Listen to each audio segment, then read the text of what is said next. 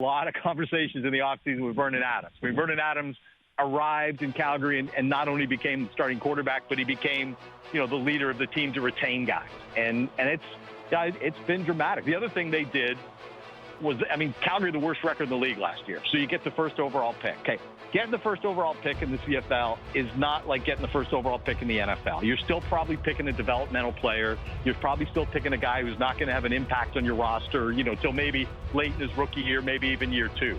Well, they took a guy named Damian Alford, who played most of his college career in Syracuse. He was at Utah last year, was hurt all year. He had, I think it was like 6 for 155 and 2 touchdowns on the weekend. Second straight game, he's had a touchdown. He's a 6'5", 6'6" guy out of Montreal. He can high point the ball. He's got speed.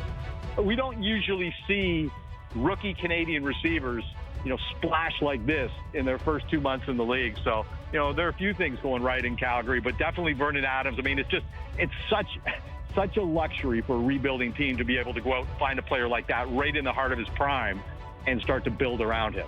With Dave Naylor, and obviously the reason he was available was because Nathan Rourke was on his way back to BC, and it didn't go well for Rourke last year, the transition after taking kicks at the can at the NFL and jumping around to a bunch of different spots in the NFL, obviously Jacksonville first and foremost. But the last few weeks he's looked pretty good. They just laid a beating on Struddy's Elks in his backyard in Edmonton, and he's very efficient in terms of throwing. He didn't have to run the ball because they were winning so big the other on Sunday night, I believe it was. But the previous few games, his legs look better. Like, that's what he was right now, Gunn. Before he had that really tough injury a couple years ago, like, he was a dual threat with his arm, with his legs. He looks like he's pretty close to being back to form from my standpoint. Where do you stand on Nathan Rourke and him possibly getting back to that MOP status? I very much agree with you, Brian. I think we saw it right in week number 1 in their first win against the Elks. And, then he has the injury the next couple of weeks. And, it's an oblique, so it's the kind of thing that takes some time to heal. And, he's taken practice in first team one day and then not the next. And that kind of in and out of the lineup thing he was working. But I thought he played very well in the game the other night. Look, I'm not surprised here. Nathan Rourke's 27 years old, so he's not a kid anymore. He's right in the heart of his prime. And look, when you come back from the National Football League in midseason, there's not much of a history of guys like really coming back and lighting it up the second half of the year. There were 3 prominent players that came back from the NFL last year. Matthew Betts came back from the Detroit Lions, BC Lions last year, didn't have a great second half. Austin Mack came back from the Atlanta Falcons to Montreal, the receiver. He didn't have a great second half, and neither did Nathan Rourke. And look, I don't know this, but I'm going to speculate that, Nathan Rourke's a kid who grew up in Oakville, dreaming of playing in the National Football League. And, he got himself there. And once you get there in the kind of position he was in as a free agent coming out of the CFL, you need some things to break your way. It's just the way it is. If Brock Purdy hadn't had everybody fall down in front of him in San Francisco, we wouldn't know who he is.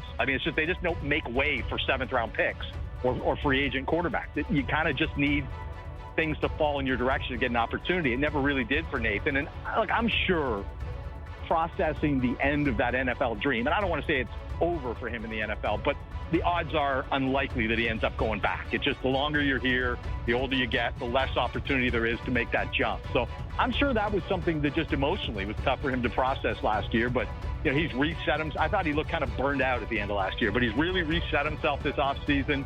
The Lions are a bit of a work in progress, but I don't think Nathan Rourke is. I think, look, if he's the outstanding player at the end of this year, I will not be surprised at all. And I think he's going to have a very, good season and a long career in the CFL. He really looks like the guy that we saw in 2022 before he went to Jacksonville. Dave, as you know, the Elks turned to some of their alumni to fill some important positions in their organization, including GM and president. Got a new coach. Everything's changed. Are you seeing enough traction? This team is, going to maybe find a different path into the second half. It's a bye week in Edmonton, and I think they got conversations about what to do on both sides of the ball. The Trey Ford thing, gets a lot of the attention, right? And just to put Trey Ford in context for people who don't understand it, Trey Ford played football at the University of Waterloo, okay? In the last 50 years, the number of U Sport quarterbacks who have been handed the keys to an offense, not as a fill-in duty, but you're our guy out of the gate, number 1, he's in. Like, there's nobody else. So, he's trying to do something that isn't done very often. He's, again, an athletically freakish player who can, make Lamar Jackson-type plays at times, but he also can mess up simple plays. And that's been the variance that people have seen in Trey Ford. And I think there is a discussion in Edmonton about looking at sort of what is his first 5 games of the season been. It was a big step backwards against BC. They got to win. I mean, you can't rebuild a fan base once you get to 1-6 or 1-7. You're talking about next year. So that's one conversation I think is being had, and the other is the defense. I mean, they went out and spent in relative terms, a boatload on their defense, and particularly the front 6 or 7. And they have given up the most points per game this season. They've given up the most yards per game this season, and they've given up the most passing yards this season. When you go out and spend the kind of money, I mean, they got a couple of defensive linemen that are making in excess of $250,000, which in CFL money is a lot for a defensive player, and it's just not getting it done. And that, I don't think that makes the assignment for Trey Ford any easier, because as a young quarterback, you don't want to put him in a position where you're chasing scores in the second half, and that's where they've been, most of the time. With Dave Naylor, our TSN CFL NFL reporter and insider. Week 7 of the CFL beginning tonight. Argos in Montreal playing the Alouettes. So a big story that you broke this week. Sean Lemon has been reinstated by the CFL. Stuart Johnston, of course, the new commissioner of the CFL. And Lemon, famously was suspended indefinitely last April for wagering on CFL games. And he's not a young guy. He's, I believe, 36. He's a free agent now. So what does this mean now that he's been reinstated? Are you surprised at all that, what seemed like a lifetime ban actually was about 15, 16 months? And what kind of market is going to be out there for him? Yeah, I would say when a soon-to-be 36-year-old defensive lineman gets suspended indefinitely, that's probably the end of his career. I would have told you that at the time.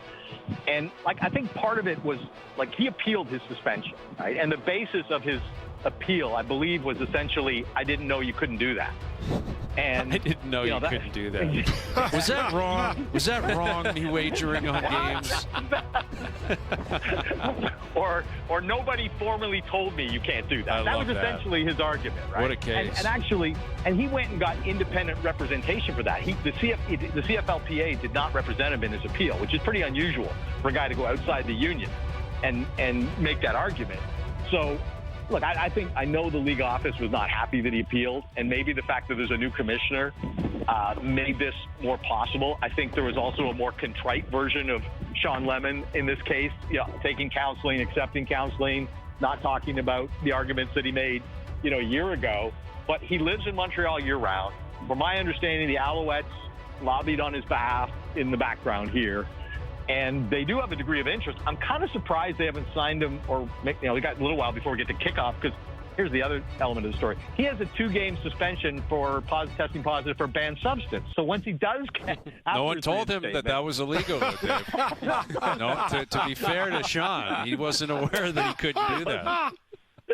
Anyway, if they sign him in about the